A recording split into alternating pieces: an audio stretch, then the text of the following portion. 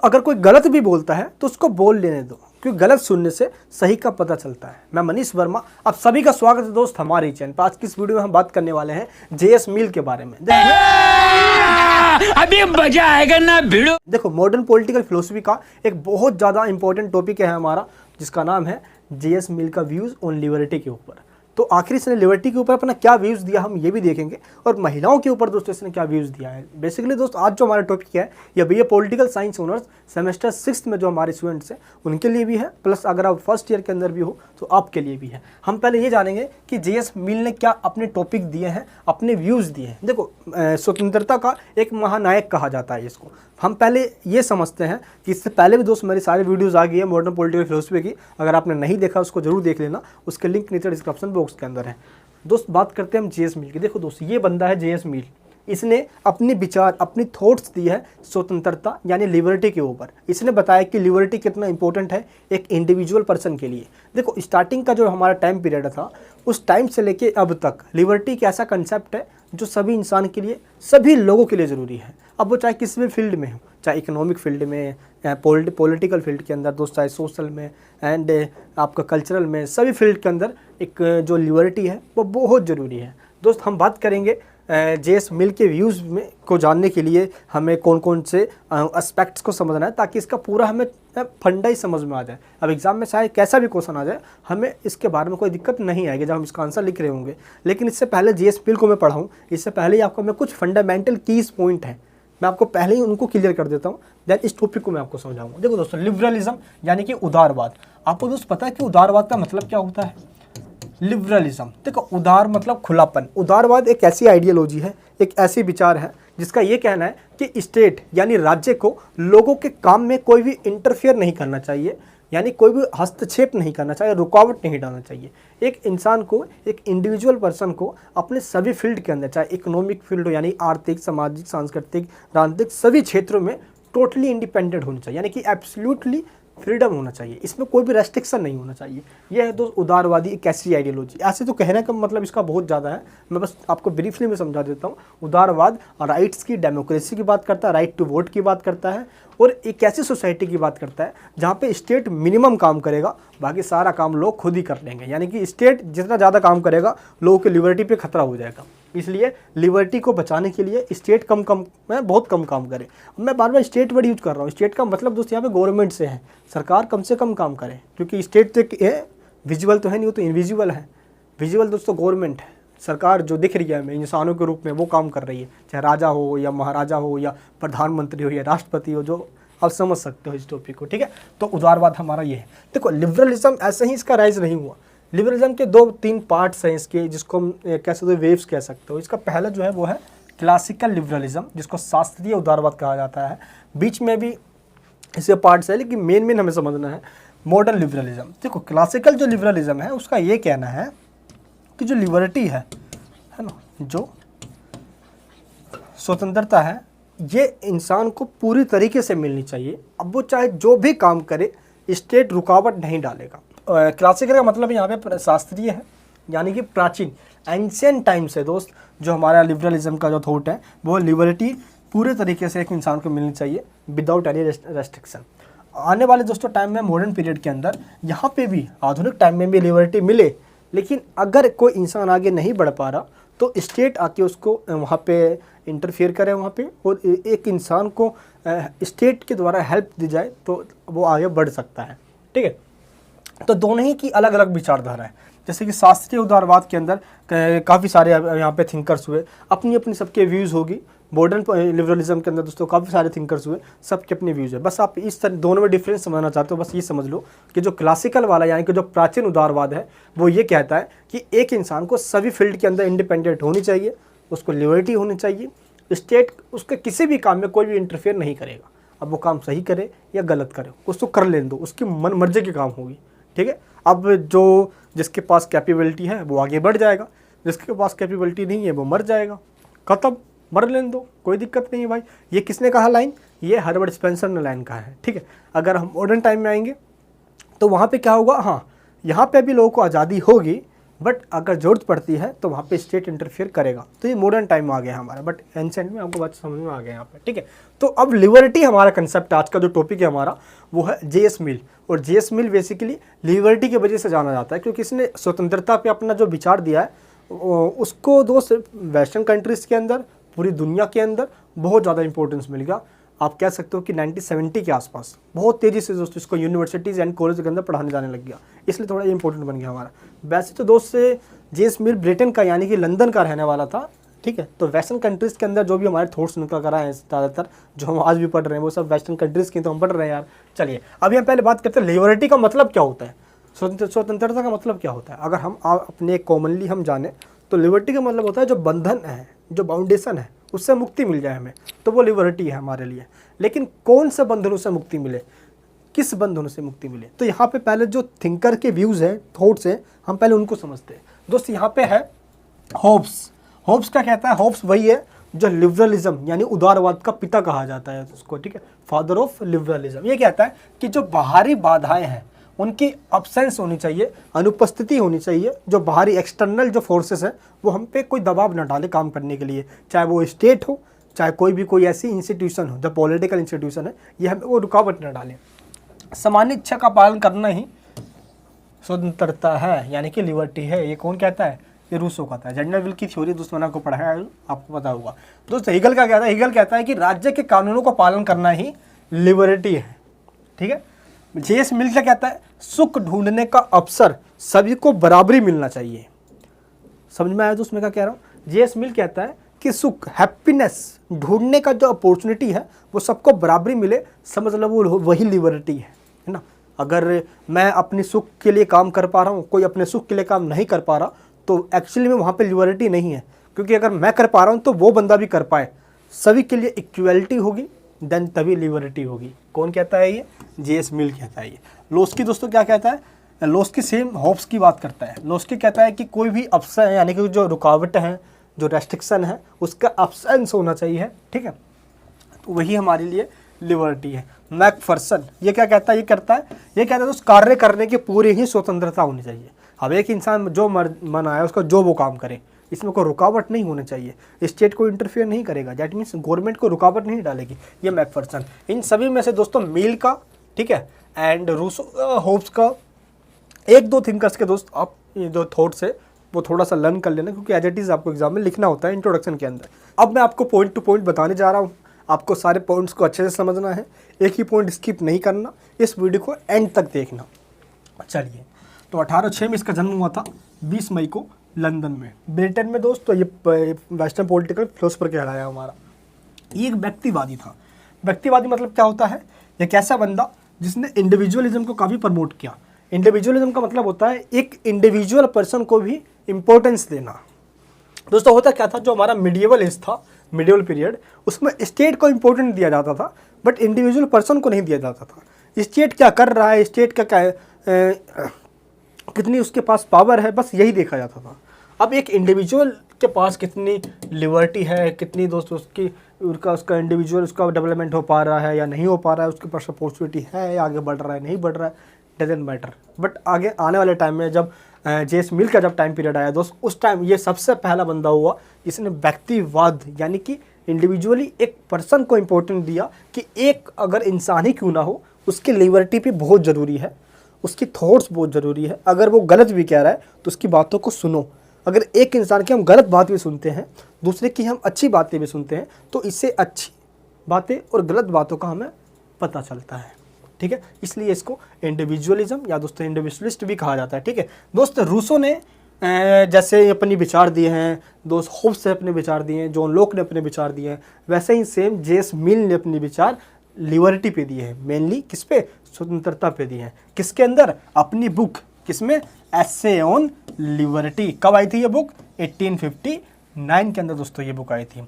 JS मिल को दोस्त एक यूटिलिटेरियन भी कहा जाता है, उपयोगितावादी भी कहा जाता है, उपयोगितावादी, क्योंकि दोस्त इसने बैंथम की उपयोगितावाद में चेंज कर दिया था। अभी समझाऊंगा मैं बैंथम का उपयोगितावादी क्या है। उपयोगितावादी मतलब यूटिलिटेरियन, मतलब कि एक इंसान अपनी सुख को बढ़ाने के लिए कुछ भी कर सकता है।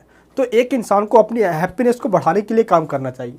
और हैप्पीनेस बढ़ाने के लिए अगर कोई रेस्ट्रिक्शन होता है तो उसको ख़त्म करने की बात करता है जेएस मिल। ठीक है, इंसान अपने सुख के लिए काम करे, वही उसके लिए आज़ादी है, इसमें कोई रेस्ट्रिक्शन नहीं होना चाहिए। इसलिए इसको एक उपयोगितावादी भी दोस्तों कहा जाता है और व्यक्तिवाद भी इसको कहा जाता है। अभी हम ये समझते हैं कि जो लिबर्टी है उसको 2 टाइप्स में डिवाइड किया हुआ है, यानी कि इसके 2 टाइप्स हैं।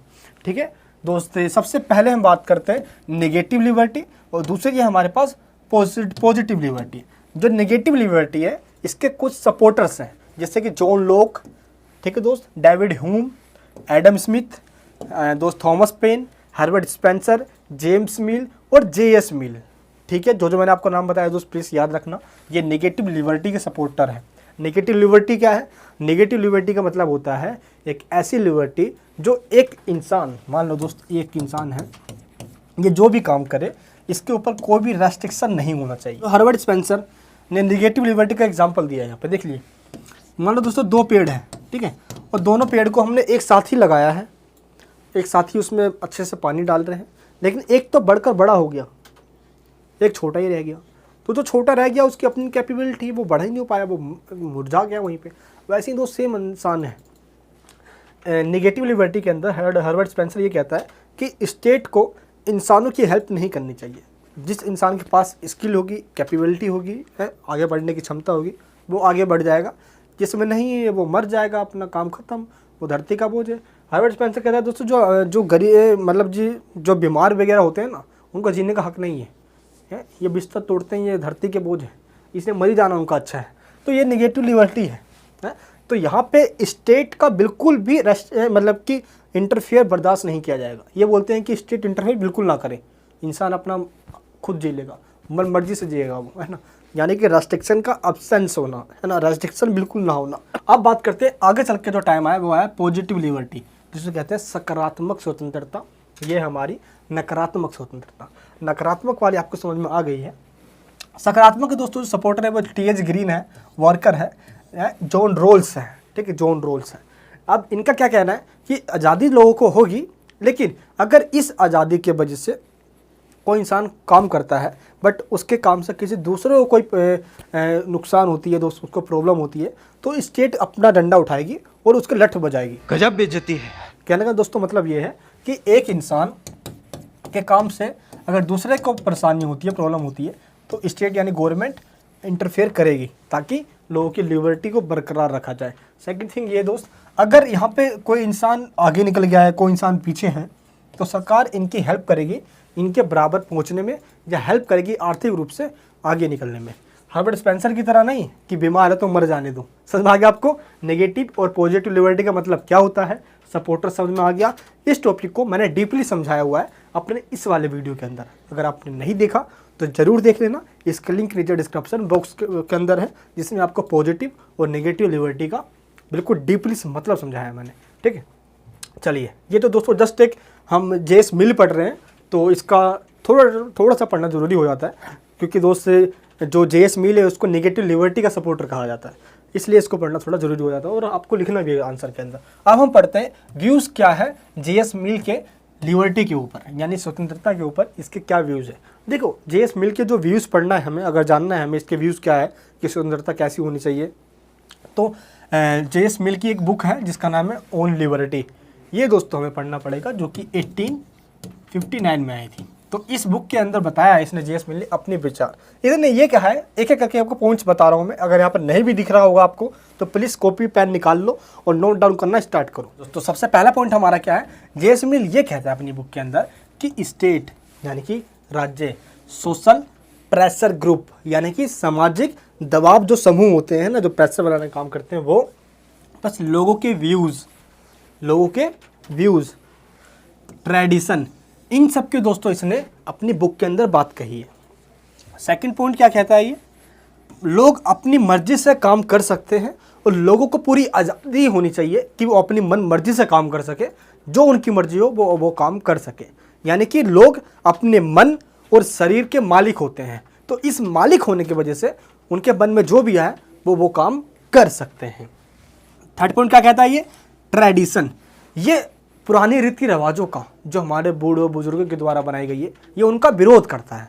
ये कहता है कि ये पुराने हैं नियम, ये अभी अपनाना ये नकल जैसी हो जाएगी। तो हमें जो पुराने परंपराएं हैं हमें उनको छोड़ देना चाहिए, हमें उनको फॉलो नहीं करना चाहिए, हमें अपने अकॉर्डिंग जीना चाहिए। तो यह ट्रेडिशन का विरोध करता है। ट्रेडिशन का यानी रीति रिवाजों का पालन करना लिबर्टी नहीं होगी। लिबर्टी इसी में है कि आज के अकॉर्डिंग जियो, ना कि पुराने परंपराओं के अकॉर्डिंग जियो। नेक्स्ट पॉइंट क्या कहता है, ये व्यक्ति की स्वतंत्रता सबसे ज़्यादा इंपॉर्टेंट है। ये बोलता है कि एक इंडिविजुअल पर्सन की लिबर्टी उतनी ही इंपॉर्टेंट है जितनी पूरी कम्युनिटी की इंपॉर्टेंट है, क्योंकि पूरी कम्युनिटी, पूरा स्टेट, पूरी सोसाइटी एक एक इंडिविजुअल पर्सन को मिलाकर बनी हुई है। इसलिए ये इंडिविजुअल लिबर्टी पे अपना ज़्यादा जोर देता है, फोकस करता है। दोस्त, इंडिविजुअल लिबर्टी पे जेएस मिल से पहले किसी ने भी इतना ज़्यादा फोकस नहीं किया है, ये ध्यान रखना। नेक्स्ट पॉइंट क्या है हमारा, राज्य और समाज ये दोनों को ही लिबर्टी का दुश्मन कहता है, यानी कि स्टेट और सोसाइटी। दोस्त, ये पहला बंदा हुआ जेएस मिल जिसने स्टेट और इंडिविजुअल एक पर्सन के बीच में सोसाइटी का कंसेप्ट दिया, और इसने ये कहा कि स्टेट और सोसाइटी ये दोनों ही एक इंडिविजुअल, एक इंसान के लिए खतरनाक है, ये दोनों ही दुश्मन है। क्यों? क्योंकि ये ऐसे काम करते हैं, ये ऐसे रूल्स और नियम बना देते हैं जिससे एक इंसान की लिबर्टी खतरे में आ जाती है। इसलिए दोनों को दुश्मन माना है। कैसे? एक स्टेट कानून बना के लोगों की स्वतंत्रता का हनन करती है कि ये नहीं करना, वो नहीं करना। समाज दोस्त, मम्मी मैंने ना एक लड़की देख रही है, शादी करना चाहता हूँ मैं, घर वाले बोलेंगे नहीं, समाज क्या कहेगा।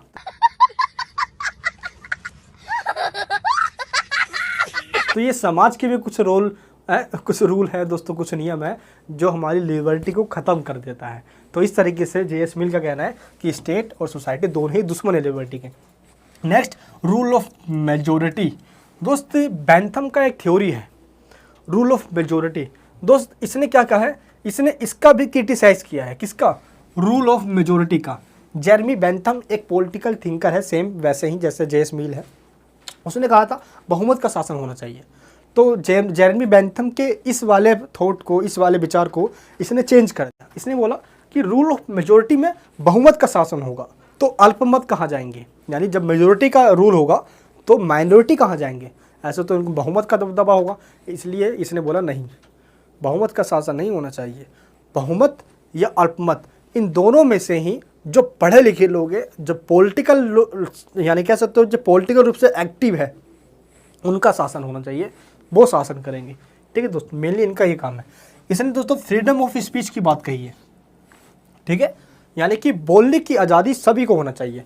मान लो कि एक इंसान, बेशक उसके विचार कुछ भी हो, सही हो गलत हो, हमें उसकी बातों को सुनना चाहिए।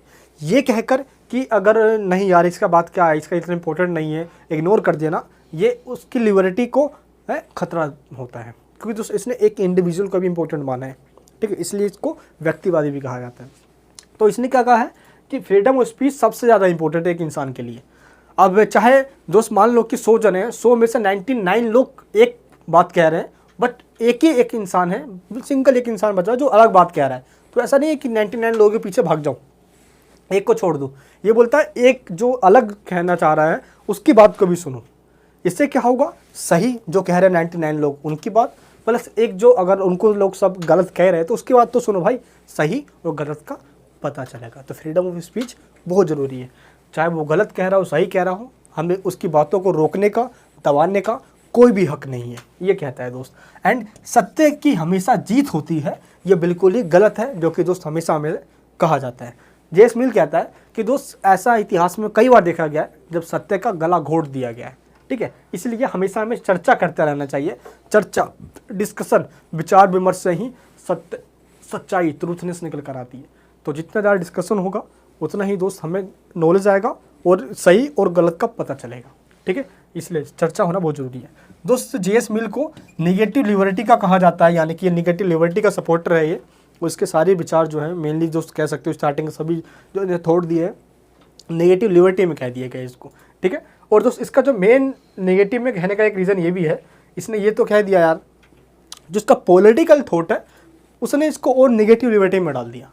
पॉलिटिकल थॉट इसका दोस्त ये है कि इसने ये कहा कि जो पॉलिटिकल रूप से जो एक्टिव है, जो राजनीति का नॉलेज रखते हैं, राजनीति का, पहले वो, और जिनको पता है कि ये राजनेता शासन क्या होता है, या रूल कैसे चलता है, उन्हीं को सिर्फ शासन करने का, उन्हीं को ये सत्ता की बागडोर लेने का अधिकार है।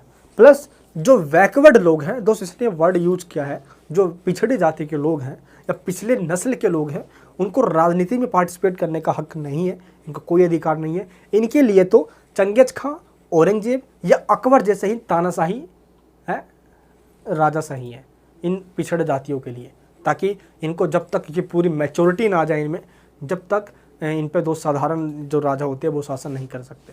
तो ये दोस्तों जेएस मिल के द्वारा कहा गया, इसी वजह से इसको किस में डाल दिया गया, नेगेटिव लिबर्टी में डाल दिया गया। इसी वजह से दोस्त जैसे इसने कहा कि पॉलिटिक्स के अंदर से वही पार्टिसिपेट कर सकते हैं जिनके पास अपनी प्रॉपर्टी हो और जो वेल एजुकेटेड हो। इसी वजह से दोस्त इसके इन प्रिंसिपल की वजह से ये जो डेमोक्रेसी है इसका घोर विरोधक हो गया। इसने बहुत अपोज किया डेमोक्रेसी का। डेमोक्रेसी सही नहीं है। डेमोक्रेसी में अनपढ़ लोगों की जो वोट होती है उसकी वैल्यू भी उतनी ही होती है जितने एक पढ़े लिखे की होती है। इसलिए ये कहता है कि जो पढ़े लिखे लोग हैं जब वो वोट डालने जाए तो उनकी वैल्यू 5 लोगों के बराबर होनी चाहिए, और जो पढ़े लिखे लोग नहीं है, जो अनपढ़ हैं, गंवार हैं, उनकी वोट वैल्यू कम होनी चाहिए। तो जेएस मिल के द्वारा ये जो डिस्ट्रीब्यूशन किया गया है ये बिल्कुल ही सरासर गलत है, जिस वजह से इसको नेगेटिव लिबर्टी के अंदर रख दिया गया है। चलिए दोस्तों, तो अब हम बात करते हैं अपने नेक्स्ट मेन पॉइंट्स के ऊपर। मैं आने वाला हूँ, ये कुछ ज़्यादा ही मेन पॉइंट्स होंगे और आपका फटाफट रिवीजन भी हो जाएगा। चलिए दोस्तों, सबसे पहले जेएस मिल ने लोकतंत्र का दोस्तों समर्थन किया, लेकिन ये जो समर्थन किया इसने कुछ ही लोगों के शासन से किया। दोस्त स्टार्टिंग में इसने नेगेटिव लिबर्टी की बात करी, बट आगे चल के दोस्त इसने पॉजिटिव लिबर्टी की बात करनी स्टार्ट कर दी, इसलिए इसको नेगेटिव लिबर्टी और पॉजिटिव लिबर्टी दोनों के अंदर रखा जाता है। ठीक है, अभी दोस्तों मैं आपको बताता हूँ कैसे कैसे यहाँ पे बताएंगे। देखिए, तो मिल ने लोकतंत्र का समर्थन किया है। मिल ने महिलाओं के प्रतिनिधित्व की भी दोस्तों बात की है। इसने कहा है कि महिलाओं का यानी वुमेन का भी रिप्रेजेंटेशन होना चाहिए, और दोस्तों वुमेन का जो रिप्रेजेंटेशन है इसने अपने तमाम बुक के अंदर बताई है। एंड इसने दोस्त ये बातें अपनी कंसिडरेशंस ऑन रिप्रेजेंटेटिव गवर्नमेंट 1861 में दोस्तों ये बुक आई थी। इस बुक के अंदर जेएस मिल ने महिलाओं का रिप्रेजेंटेशन स्वीकार किया है, समर्थन किया है कि महिलाओं को भी पॉलिटिकल रूप से पार्टिसिपेट करना चाहिए, उनका ये हक है, उनका अधिकार है ये। दोस्तों कल्याणकारी राज्य का सैद्धांतिक प्रतिपादन सबसे पहले जेएस मिल ने ही किया, यानी कि वेलफेयर स्टेट का। वेलफेयर स्टेट की दोस्तों बात जेएस मिल ने अपनी book principles of political economy के अंदर करी है, जो कि 1848 के अंदर आई थी। इसी वजह से इसको एक क्या कहा दिया गया, तो इसको हस्तक्षेपवादी राज्य का समर्थन, यानी दोस्तों आगे चल के अगर इसने देखा जाए जब नेगेटिव की बात आ रही थी तब इसने कहा था कि कोई हस्तक्षेप नहीं करेगा राज्य, लेकिन दोस्तों आगे चल के ये पॉजिटिव लिबर्टी का समर्थक यानी सपोर्टर बन गया। तब इसने कहा कि राज्य हस्तक्षेपवादी होनी चाहिए। हस्तक्षेपवादी मतलब क्या हुआ, यानी कि इंटरवेंशनिस्ट, यानी वो इंटरफेयर कर सकती है। मान लो कि एक इंसान जब कोई काम कर रहा है तो उसका इम्पैक्ट उसके खुद पे ही पड़ रहा है, यानी कि सेल्फ रिगार्डिंग, तो उसमें कोई स्टेट रेस्ट्रिक्शन नहीं लगाएगी, कोई इंटरफेयर नहीं करेगी। लेकिन अदर रिगार्डिंग मतलब कि जब मैं कोई ऐसा काम करूँगा, मेरे काम से किसी दूसरे को प्रॉब्लम होती है, तो उस समय स्टेट आके मेरे को रोकेगी, उस पर रेस्ट्रिक्शन लगाएगी, यानी इंटरफेयर इस अदर रिगार्डिंग वाले काम में करेगी, सेल्फ रिगार्डिंग वाले में नहीं करेगी। तो अदर रिगार्डिंग वाले काम की वजह से ही इसने कहा कि हस्तक्षेपवादी राज्य का इसने समर्थन किया है। ठीक है दोस्त, सेवाइन क्या कहता है यहाँ पे, मिल पहला उदारवादी विचारक है जिसने व्यक्ति और राज्य के बीच में एक तीसरा, यानी कि कह सकते हो कि व्यक्ति और राज्य के बीच में समाज शब्द जोड़ा इसने सबसे पहले। ठीक है दोस्त, नेक्स्ट कौन है, टोकविले। टोकविले से काफ़ी प्रभावित था, मतलब काफ़ी अफेक्टेड था जेएस मिल। ठीक है, तो दोस्त जेएस जो टोकविले है इसने अपनी बुक, इसका बुक का नाम क्या था, डेमोक्रेसी इन अमेरिका। इसके अंदर इसने ये कहा कि जो अमेरिका में लोकतंत्र है वो बिल्कुल लोकतंत्र है ही नहीं, क्योंकि वहाँ पे मेजोरिटी का एक डिक्टेटरशिप है, यानी कि बहुमत का वहाँ पे तानाशाही है, डिक्टेटरशिप है। ऐसे ही अगस्त कॉम्टे आया, इसने क्या कहा कि समाज के विकास के चरणों का इसने उल्लेख किया कि सबसे पहले रिलीजन्स का वहाँ पे इसने स्टेज बताया कि रिलीजन्स का वहाँ पे काल था जो मिडिएवल एज के अंदर। देन लॉजिक की बात कही जाने लग गई, फिर देन साइंस, यानी कि इन्वेंशन, नए नए आविष्कार होने स्टार्ट हो गए। तो इस तरीके से इंसानों का विकास हुआ और आने वाले आगे वाले टाइम के अंदर लिबर्टी इंपॉर्टेंट हो गई। तो दोस्तों अब हम लिबर्टी के कंसेप्ट को, जैसे मैंने आपको अभी जेएस मिल के व्यूज़ बताए, वैसे सेम एक बार हल्का से मैं आपको मेन जो इसके पॉइंट है जल्दी से मैं आपको रिवाइज करवा दो दोस्तों। जेएस मिल ने ओन लिबर्टी पे कहा, सबसे पहला इसने दोस्त अभिव्यक्ति और भाषण की पूर्ण स्वतंत्रता की बात करी कि सभी को स्पीच देने का पूरा राइट होना चाहिए, यानी कंप्लीट फ्रीडम ऑफ, यानी कि एब्सोल्युटली फ्रीडम कह सकते हो आप किसका, एक्सप्रेशन एंड स्पीच का। वॉक एंड अभिव्यक्ति की निरपेक्ष स्वतंत्रता पर इसने बल दिया, यानी कि दोस्त इसने जो मेन जो एम्फसाइज किया है वो क्या है, absolute freedom of speech and expression. प्रत्येक प्रकार का प्रतिबंध बुरा होता है, यानी दोस्त इसने कहा कि कोई सा भी रेस्ट्रिक्शन हो वो सबके सब क्या, ईविल, दैट मीन्स बिल्कुल बुरा है, वो रेस्ट्रिक्शन नहीं होना चाहिए। प्रतिबंधों का अभाव ही स्वतंत्रता है, ठीक है। एब्सेंस ऑफ रेस्ट्रिक्शन क्या है, दैट इज कॉल्ड है फ्रीडम। तो जो निगेटिव लिबर्टी थी उसके अंदर व्यक्ति के विचारों को बल दिया गया, यानी कि freedom of thought, freedom of expression, freedom of, यानी कि हम कोई ग्रुप क्रिएट कर सकते हैं और हम कोई भी काम, कोई भी वर्क अपनी आज़ादी के साथ कर सकते हैं। इंसान दोस्तों अपने शरीर और मन का मालिक होता है, वो जो मर्जी काम कर सकता है। यहाँ पे दोस्त जो जेएस मिल ने जो मेन जो बात कही है वो ध्यान देने वाली बात है। कौन सी, इसने कहा कि अब्सेंस ऑफ रेस्ट्रिक्शन, रेस्ट्रिक्शन नहीं होगा ये सही है, बट जेएस मिल ने कहा कि लॉ नहीं होगा ये गलत है, कानून होना चाहिए, ठीक है दोस्त। जो जेएस मिल है यार वो एक लिबरल है, वो एक उदारवादी थिंकर है, और उदारवादी थिंकर कानून के रूल ऑफ लॉ की बात करते हैं, राइट देने की बात करते हैं लोगों को, fundamental rights, liberty, justice, equality की बात करते हैं, एंड दोस्त डेमोक्रेसी की बात करते हैं, ठीक है। तो जेएस मिल भी भाई लिबरल है यार, तो इसलिए लिबर्टी के अंदर इसने लोगों की आइडियाज़ शेयर कर सकते हैं, लोग एक्सप्रेशन दे सकते हैं, है, यानी कि बिल्कुल स्पीच दे सकते हैं, फ्रीली ग्रुप बना सकते हैं और कोई भी काम कर सकते हैं, ठीक है। एंड तो इसने ये कहा कि अगर कोई सच भी बोल रहा है या कोई झूठ भी बोल रहा है या कोई कुछ भी बोल रहा है, ठीक है, हम उसका विरोध करते हैं तो हम उसकी स्वतंत्रता के लिए खतरा पैदा कर रहे हैं।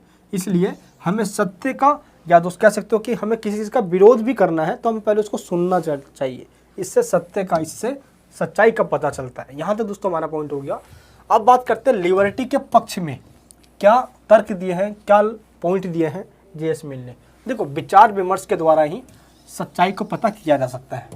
पहला पॉइंट, स्वतंत्रता का दमन समूचे समाज को किसी विचार से वंचित कर सकता है, यानी कि अगर लिबर्टी से दोस्त हम रेस्ट्रिक्शन लगाते हैं किसी इंसान के या किसी भी कम्युनिटी के, तो समझ लो कि स्वतंत्रता ना होने की कंडीशन में वो कम्युनिटी अपनी विचार, अपनी थॉट्स नहीं दे पाएगी, तो इससे क्या होगा, हमें उन कम्युनिटी की विचारों के बारे में पता नहीं चल पाएगा।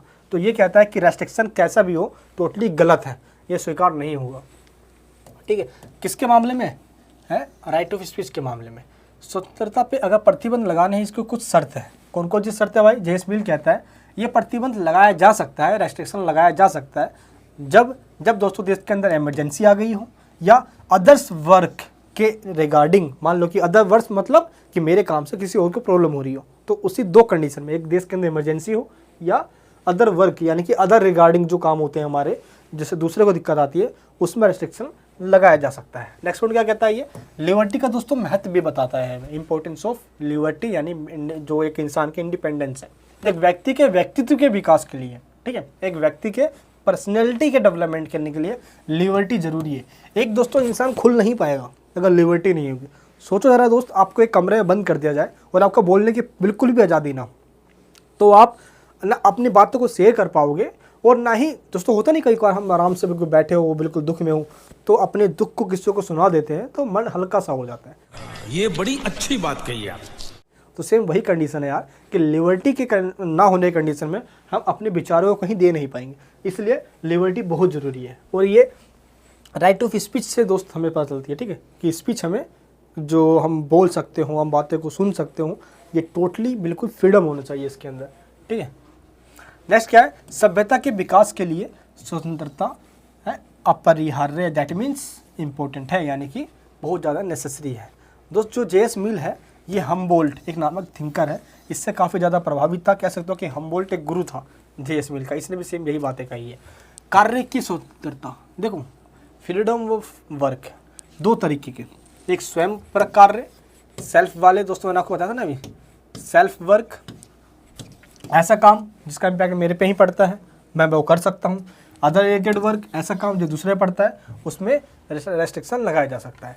सकारात्मक स्वतंत्रता पे दोस्तों विचार, अभी तक हमने जो पढ़ा, हमने देखा उसके अंदर कहीं ना कहीं इसने निगेटिव लिबर्टी की भी बात करी है, रेस्ट्रिक्शन नहीं होना चाहिए, इंसान जो मर्जी वो कर ले, है ना। कहीं कहीं इसने पॉजिटिव लिबर्टी की भी बात करी है, ठीक है, रेस्ट्रिक्शन होना भी चाहिए।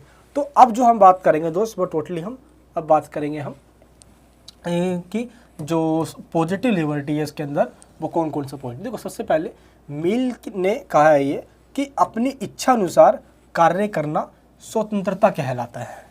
तो सबसे पहली बात क्या कहा इसने, अपने इच्छा अनुसार अपनी मर्जी से कार्य करना ही लिबर्टी कहलाता है।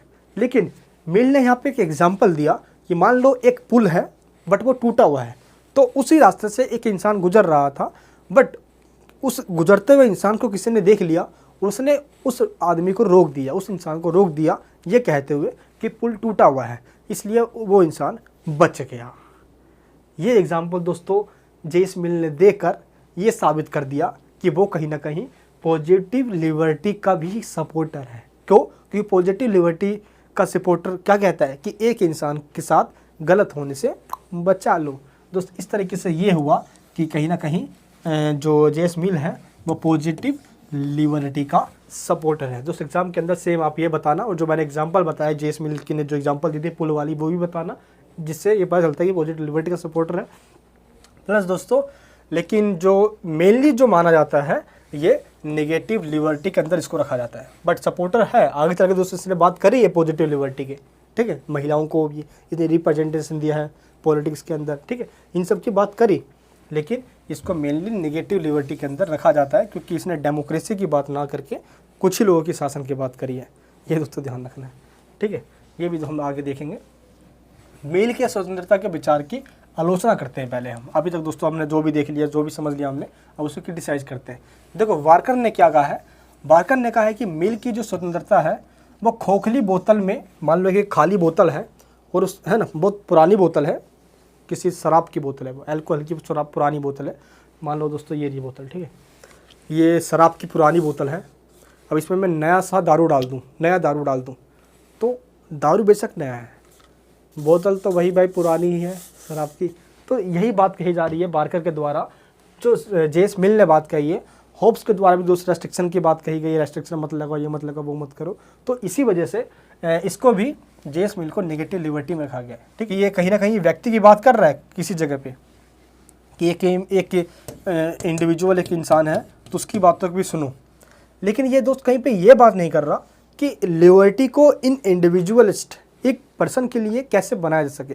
यानी दोस्तों ये उपाय नहीं बता रहा है, ये उपाय की बात नहीं कर रहा, बट ये अपने आप को व्यक्तिवाद बता रहा है, ठीक है। तो इसलिए वार्कर ने इसकी आलोचना करी है कि इसने उपाय नहीं बताया। अब बात करते हैं हम डेमोक्रेसी पे क्या इसके विचार हैं जेस मिल के। दोस्त ये संसदीय यानी कि पार्लियामेंट्री रूल का सपोर्टर है। ये डायरेक्ट डेमोक्रेसी जैसे कि रूसो ने कहा था, ये उसका सपोर्टर बिल्कुल भी नहीं है। बेंथम का एक व्यक्ति एक मत, दोस्त जेरेमी बेंथम ने आपको बताया नहीं, मेजोरिटी का इसने शासन की बात कही थी जेरेमी बेंथम ने कि एक इंसान के पास एक वोट होना चाहिए, बट इस वाली दोस्तों लाइन को जेस मिल ने नकार दिया। इसमें इसने अमेंडमेंट कर दिया, इसमें चेंज कर दिया। उसने ये कहा कि एक बंदे को, जो पढ़ा लिखा इंसान है जिसकी बस एबिलिटी है, एक बंदे को 5 वोट होना चाहिए, यानी कि उसकी एक इंसान की वैल्यू 5 वोट के बराबर हो, 5 लोगों की वोट के बराबर होगी, ठीक है। अगर सभी लोगों को बराबरी वोट का वैल्यू दे दिया जाए तो इन लोगों की क्या वैल्यू रह जाएगी, इसलिए इसने ये कहा दोस्त, ठीक है। बहुल मतदान का समर्थन किया है इसने कहा जो पढ़े लिखे लोग हैं, वही जो एक्टिव लोग हैं पॉलिटिकल रूप से, उनको ही पार्टिसिपेट करने का अधिकार होगा। इसने जो डेमोक्रेसी के जो भी इसने व्यूज़ दिए हैं अपने, या एजुकेटेड लोग ही पार्टिसिपेट करने चाहिए, ये इसके विचार उस टाइम है। देखो 1859 के आसपास की बात आई, कहीं ना कहीं ये वो टाइम है जब लोकतंत्र फल फूल रहा था, उसका डेवलपमेंट हो रहा था डेमोक्रेसी का। तो इसलिए उसने ये कहा कि इसमें उसी को पार्टिसिपेट करने दो जो स्टेट के बारे में नॉलेज रखते हैं, जो पॉलिटिकल रूप से थोड़ा एक्टिव है, क्योंकि वही सूत्रधार कर सकते हैं। जो बैकवर्ड है, जो पिछड़ जाति के लोग जिनको पता नहीं है, ये उनको ज्ञान दे सकते हैं, उनको नॉलेज दे सकते हैं, ठीक है। तो इस तरीके से मैकफर्सन ने कहा है कि जो जेस मिल की जो विचार है डेमोक्रेसी पे, वो एक विकास का मॉडल हमें देती है। वेपर ने क्या कहा है, मतदान को एक कर्तव्य कहा है ना, जो वोटिंग का सिस्टम है ये एक रिस्पॉन्सिबिलिटी है, एक ड्यूटी है हमारी। ऐसे व्यक्ति को मत देना चाहिए जो समूची सभ्यता के लिए लाभदायी हो। यानी तो नेक्स्ट पॉइंट क्या है यार, आपको मैंने बताया कि ये सभी लोगों को इक्वल वोट देने की बात नहीं करता है। ये उसने ये स्पष्ट कर दिया है कि लोकतंत्र के अंदर सभी समाज में जो लोग रह रहे हैं उनमें कुछ ऐसे लोग हैं जिनकी वोट वैल्यू ज़्यादा होनी चाहिए। जहाँ पे बुद्धिमान लोग, क्वालिटी वाले लोग, यानी जिसके अंदर क्वालिटी होगी देश को चलाने की, जब ऐसे लोग देश को चला रहे होंगे। दूसरी बात दोस्त, जहाँ पे खुला मतदान होगा वो वहाँ के लोग, ठीक है। खुला मतदान का मतलब जहाँ पे एजुकेट लोग जो होंगे उनकी वोट वैल्यू 5 लोगों के बराबर होगी, और इस तरीके से जहाँ पे प्रोपोर्शनल सिस्टम के द्वारा, अनुपातिक मत के द्वारा वहाँ पे चुनाव किया जाएगा, ठीक है। उसने अनुपातिक प्रतिनिधित्व का समर्थन किया, जैसे कि दोस्त भारत के अंदर राज्यसभा के मेंबरों जैसे चुनाव होता है, ठीक है, वैसे जो उसको सिस्टम को कहा जाता है अनुपातिक मत प्रणाली, ठीक है, जिससे अल्पसंख्यकों का भी प्रतिनिधित्व सुनिश्चित हो सके। तो इसने इसलिए ये सिस्टम बोला ताकि जो माइनॉरिटी के लोग हैं, माइनॉरिटीज़ के भी लोगों का भी रिप्रेजेंटेशन हो सके। मिल महिलाओं के मताधिकार का सबसे बड़ा समर्थक था। इसने दोस्तों कहा था कि महिलाओं को भी वोटिंग का राइट होना चाहिए। वह सांसदों के वेतन के खिलाफ था। इसने कहा था लोग जो मेंबर ऑफ पार्लियामेंट है उनको सैलरी नहीं मिलनी चाहिए, ये तो समाज सेवक है, ठीक है, इनको भाई कैसे मिल जाएगी। जिस महिलाओं के वोटिंग की राइट की जब इसने बात कही, ये कही अपनी इसने बुक के अंदर। ये बुक का नाम क्या है? द सब्जेक्शन ऑफ वुमेन, जो कि 1859 के अंदर।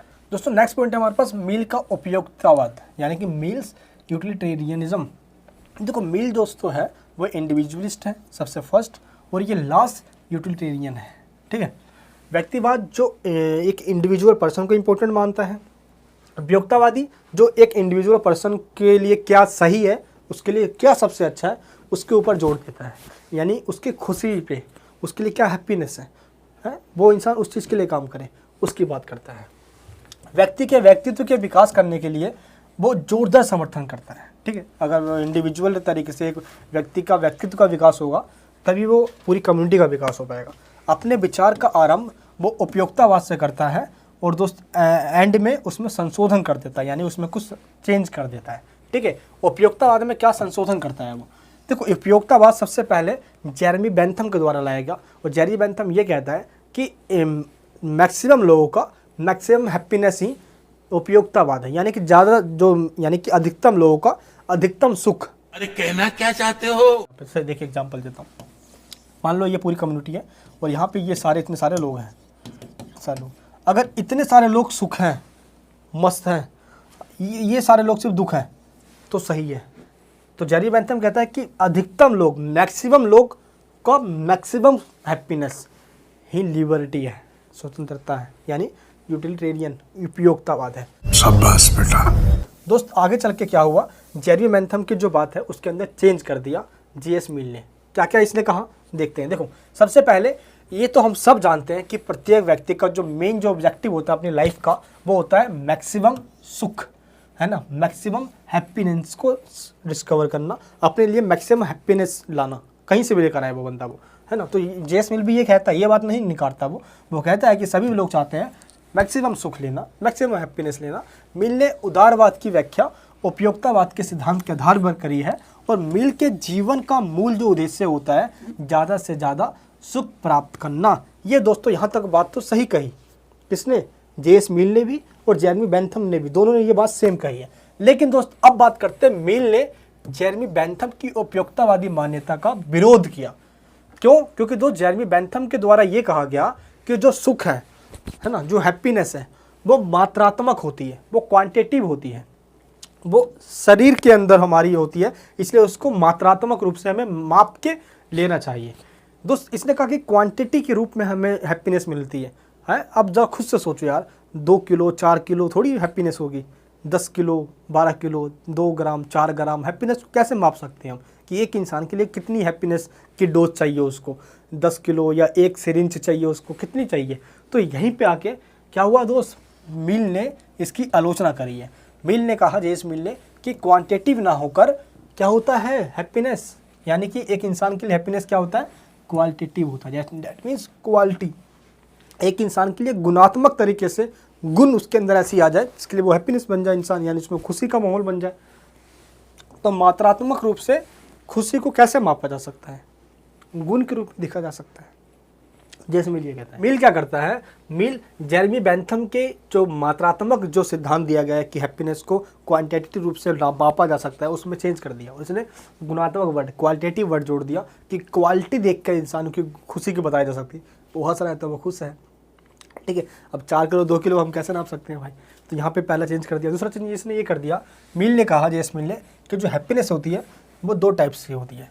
पहला क्या होता है, तो नैतिक सुख जो कि उच्चतर सबसे ज़्यादा होती है इंसान के लिए, भौतिक सुख जो कि निम्नतर होती है, डैट मीन्स मोरल हैप्पीनेस जो कि हायर होती है एक इंसान के लिए, फिजिकल हैप्पीनेस जो कि लोअर होती है, यानी कम होती है एक इंसान। यहाँ पे जेएस मिल कहता है कि असंतुष्ट सुकरात, दोस्तों आपको पता है सुकरात काफ़ी मतलब अपने शासन व्यवस्था से असंतुष्ट था, है ना। सुकरात एक ऐसा पॉलिटिकल थिंकर हुआ, फिलोसफर हुआ, जो प्लेटो का गुरु था।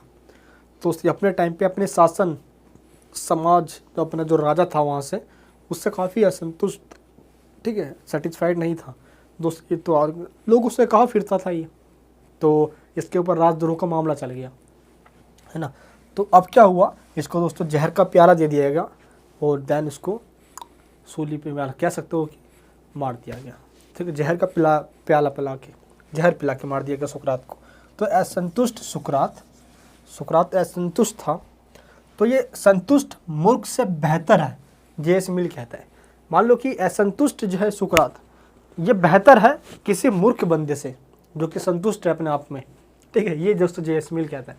तो यहाँ पे वो ये कहता है कि नैतिक सुख, दो कि दोस्त सुकरात मरा ही इसलिए था क्योंकि वो नैतिकता की वजह से, वो कहता था कि अगर राज्य ने मुझे पकड़ के जेल में डाला है तो मैं भागूंगा नहीं, ये मेरी नैतिकता है, कानून का पालन करना। इसलिए नैतिक सुख जरूरी है, कानून का पालन करना दोस्त, इसलिए नैतिक सुख जरूरी है यहाँ पे, ठीक है। जिसका जो रेट है वो हाइयर है, वो अगर नैतिक सुख की आप प्राप्ति करोगे भला करके, ठीक है, ये आपको बहुत सुख देगा। अगर आप भौतिक सुख की बात करते हो फिजिकली, इसका रेट लोअर है दोस्त। ये क्या करता है, ये वही है संतुष्ट मूर्ख वाली बात आ गई यहाँ पे। ये वो लोग हैं दोस्त जो कुछ क्षण के लिए खुश तो हो जाएंगे, वही मात्रात्मक वाली बात आ गई, फिर फैल जाएंगे। जैसे एग्जांपल के लिए दोस्तों, आप किसी की हेल्प करते हो तो आपको लगता है कि वाह यार, पूरे दिन खुशी होती है आपकी, क्योंकि मान लो आपने किसी बेसहारा को सहारा दिया तो आपको वो 2 भलाई की मतलब कि दोस्तों दुआएं दे देगा, तो आपको बड़ा मज़ा आ जाएगा। वैसे ही सेम दोस्तों, अगर आप मान लो कि अपने शरीर की सुखी के लिए दोस्तों, आप मान लो कि आप सेक्सुअल रिलेशन में जाते हो, है ना दोस्त, मतलब इस कुछ क्षण के लिए दोस्त शारीरिक सुख के लिए आप ऐसे कुछ काम करते हो, तो वो कुछ क्षण के लिए रहेगी, उसके बाद कल फिर से मांगेगी, परसों फिर से, है ना। ये कुछ क्षण के लिए आपको खुशी देके जाएगी। जैसे दोस्तों मास्टरबेशन की बात आती है, आपको ये सारी बातें दोस्तों देखो थोड़ी ज़रूरी है करना यार, तो ये वाली मैं बता सकूँ आप, ठीक है। इतनी खुशी मुझे आज तो एक बार तो क्या होता है कि ये कर लेते हैं मास्टरबेशन, तो उसके बाद लगता है भाई यार क्या कर दिया यार, अब नहीं करूँगा ऐसा, कल से तो बिल्कुल नहीं करूँगा ऐसा, फिर कल भी कर लेते हैं ऐसा, फिर बोलते रहे अब तो नहीं करूँगा ऐसा यार। तो इतने तेजस्वी लोग हैं हमारे पास। तो हमारी एक आदत से फिजिकली जो हैप्पीनेस है ना, तो कुछ क्षण के लिए होती है बस। देखो जब करने के बाद मन करता है अबे यार, ये भगवान क्या गलती कर दी मैंने, अब भगवान बस कसम खा ली मैंने, अब तो करूँगा ही नहीं पूरा, ठीक है। तो ऐसा ही होता है कुछ। तो फिजिकल हैप्पीनेस कुछ क्षण के लिए होता है, बट जो मोरल हैप्पीनेस होता है ये आपको आध्यात्मिक, ठीक है, आध्यात्मिक सुख, एक मोरल सुख, ये बहुत समय के लिए होता है दोस्त, ये लॉन्ग टर्म के लिए होता है, जो कि इसका रेट हायर है, इसका लोअर रेट है, ठीक है दोस्तों। ये दोस्तों मैंने ये कुछ एग्जांपल दिए, ये जस्ट समझाने के लिए था, एग्जाम में मत लिख देना भाई, ठीक है। मानव होने का अर्थ उस स्तर नैतिक सुख की प्राप्ति करना है। जो मोरल हैप्पीनेस की बात करेगा, जो मोरल हैप्पीनेस के पीछे भागेगा दोस्त, इंसान का अल्टीमेट गोल होगा। तो इंसान का दोस्तों मेन जो गोल क्या है, वो है मोरल हैप्पीनेस का प्राप्ति करना। मिल ने परंपरा, इतिहास और संस्कृति, इन तीनों पे दोस्तों विशेष ध्यान दिया, बट इसने दोस्तों इसका ट्रेडिशन का क्या इसने अपोज किया कि ट्रेडिशन के अनुसार हमें नहीं चलना चाहिए। वेपर ने उसे ऐतिहासिक सापेक्षवादी कहा। ऐतिहासिक दोस्तों सापेक्षवादी इसलिए इसको कहा गया ताकि जो इसने हिस्ट्री एंड कल्चर की बात करी है, ठीक है, इस वजह से इसको ऐतिहासिक सापेक्षवादी कहा गया है, ठीक है। क्लियर है दोस्तों। यहाँ पे हिस्टोरिकल रिलेटिविस्ट, यानी दोस्तों रिलेटिव करके इसने सारी बातों को बताया आपने। मिल एक व्यक्तिवादी, मिल दोस्तों एक इंडिविजुअलिस्ट था, ये हमने देखा है यहाँ पे, और इसने जो भी अपनी बात कही है वो इसने यही कही है कि व्यक्ति के नैतिक विकास पर सबसे ज़्यादा इसने इंपॉर्टेंट दिया है, अपने बल दिया है, फोर्स किया उस पर, और सीमित राज्य या हस्तक्षेपवादी राज्य की संकल्पना को इसने आगे चल के चेंज कर दिया। स्टार्टिंग में इसका कहना था सीमित राज्य यानी कि लिमिटेड स्टेट, स्टेट मिनिमम काम करेगा, स्टेट को इंटरफेयर नहीं करेगा लोगों के काम में, बट ये आगे चल के दोस्त इसने इसमें चेंज किया और नॉन इंटरफेरेंस स्टेट से इसने क्या बना दिया, जहाँ पे जरूरत पड़ेगी वहाँ पे स्टेट इंटरफेयर करेगा। ये दोस्तों कंसेप्ट ये आगे चल के लेकर आ गया। नेक्स्ट दोस्तों इसके जो एक प्रसिद्ध फेमस बुक है प्रिंसिपल्स ऑफ पॉलिटिकल इकोनॉमी, इस बुक के अंदर इसने समाज में सभी व्यक्ति अपने विकास की यात्रा समान रूप से प्रारंभ नहीं करते हैं। ठीक है, स्टार्टिंग में दोस्तों कुछ लोग रिसोर्सेज इकट्ठे कर लेते हैं, संसाधनों को, रिसोर्सेज को वो इकट्ठे कर लेते, वो आगे बढ़ जाते हैं, कुछ लोग ये नहीं कर पाते, इस वजह से वो पीछे रह जाते हैं। तो इस वाले बुक के अंदर ठीक है इसने ये बताया कि ऐसे लोगों की हमें हेल्प देनी चाहिए, सरकार को हेल्प करनी चाहिए। ठीक है, जो कि तो स्टार्टिंग में ये मना कर रहा था नेगेटिव लिबर्टी के टाइम पे, बट आगे चल के इसने इस वाले बुक के अंदर इस चीज़ को एक्सेप्ट कर लिया। नेक्स्ट दोस्तों सेवाइन के अनुसार ये क्या कहता है कि मिल ने शास्त्रीय उदारवाद यानी क्लासिकल लिबरलिज्म के अंदर संशोधन कर दिया। ठीक है दोस्तों, कहीं ना कहीं लिबर्टी की नेगेटिव वाले में अब ये पॉजिटिविटी की बात करने लग गया, लेकिन दोस्त इसका संशोधन ये सफल नहीं हुआ। क्यों? क्योंकि ये चीज़ क्लियर नहीं कर पाया कि एक इंडिविजुअल पर्सन इंपॉर्टेंट है या पूरा कम्युनिटी इंपॉर्टेंट है, ये चीज़ दोस्तों ये बता नहीं पाया। सेवाइन ने माना कि उदारवाद का सबसे सफल संशोधन ग्रीन ने किया है, टीएस ग्रीन ने किया है। ठीक है, तो टीएस ग्रीन ने किया है। ठीक है, टीएस ग्रीन ने बताया कि व्यक्ति एक सामाजिक प्राणी है, व्यक्ति एक सामाजिक प्राणी है, यानी कि जो क्लियरिटी है वो टीएस ग्रीन की बातों से आई। व्यक्ति एक सामाजिक प्राणी है, ये जेएस मिल ने नहीं कहा। दोस्त क्लियर यहाँ पे आपका। चलिए राज्य की संकल्पना की दोस्तों बात करते हैं, कंसेप्ट ऑफ स्टेट। मिल ने दोस्तों स्टेट को एक इम्पोर्टेंट बताया है, ठीक है, जो पूरा रेगुलेट करता है। नेगेटिव लिबरलिज्म में इसने संशोधन किया और ये पॉजिटिव लिबरलिज्म के दोस्तों आगे चल के आए, यानी पॉजिटिव लिबर्टी और पॉजिटिव लिबरलिज्म किसने बात करी, इसलिए इसको नेगेटिव और पॉजिटिव दोनों में ही रखा जाता है।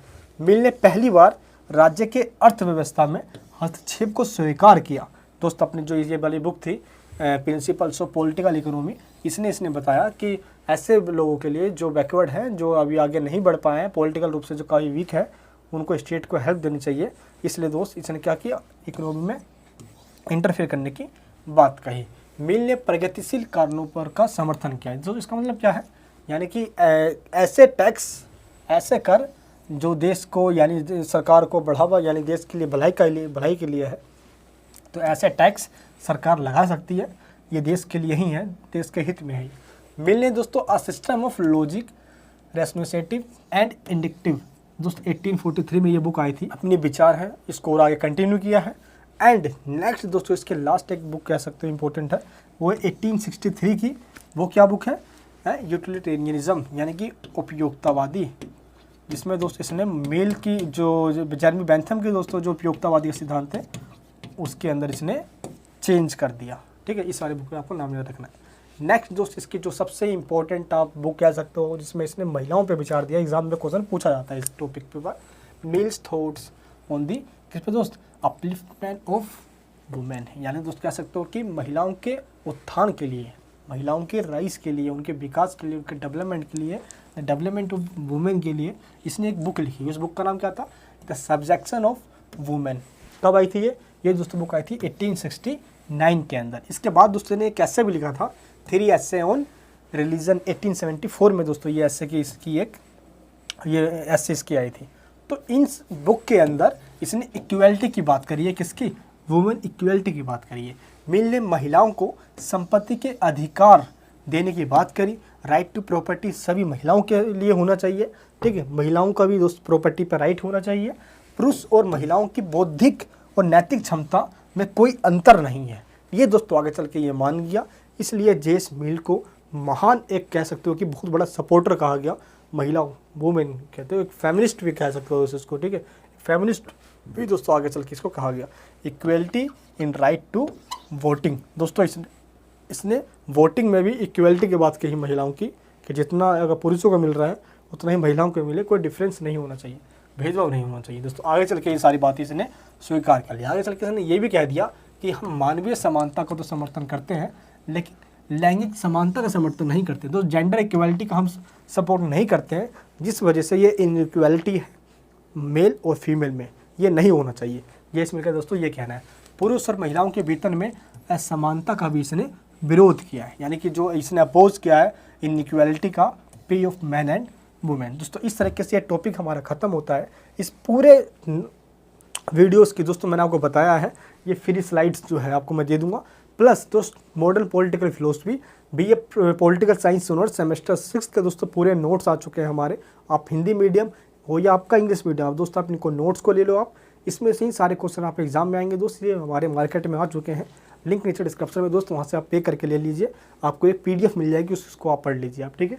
इसका लिंक नीचे वीडियो का डिस्क्रिप्शन बॉक्स के अंदर है। ये वीडियो आपको कैसे लगी नीचे मुझे आप कमेंट बॉक्स में बताना। तो JS मिल का इंट्रोडक्शन से स्टार्ट करके पूरा थॉट मैंने आपको बताया, और दोस्तों बीच बीच में मैंने आपको इसका क्रिटिसिज्म भी किया है, तो आपको सिंपली इसका टॉपिक भी समझ में आ गया है।